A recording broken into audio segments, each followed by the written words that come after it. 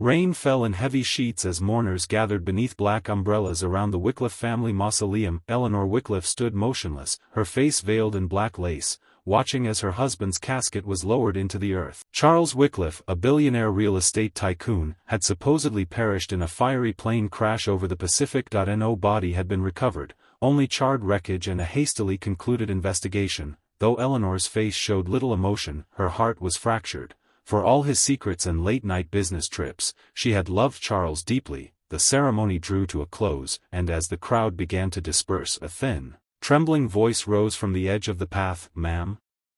Mrs. Wycliffe?" Eleanor turned to see a small boy, no older than 12, soaked to the bone, barefoot, with hollow cheeks and wide, frightened eyes. "I'm sorry to bother you," he said, voice cracking, "but your husband ain't dead." A hush fell over those who heard. Eleanor's breath caught. "What did you say?" she asked, stunned. "I saw him yesterday," the boy continued. "He gave me food, told me to find you. He said to say, it wasn't an accident." Before Eleanor could respond, 2 bodyguards rushed forward, shooing the boy away, calling him a liar. But something in the boy's eyes rooted her in place that he wasn't lying. As the boy disappeared into the rain, Eleanor felt a sudden chill, not from the weather, but from the truth clawing its way to the surface. That night, Eleanor couldn't sleep. The boy's words haunted her, looping in her mind like a broken melody. By dawn, she ordered her driver to search the nearby neighborhoods until they found him, curled up behind a bakery, shivering beneath torn cardboard. She brought him warm food and a blanket, and as he ate, he spoke. His name was Liam, and he'd been living on the streets since his mother died.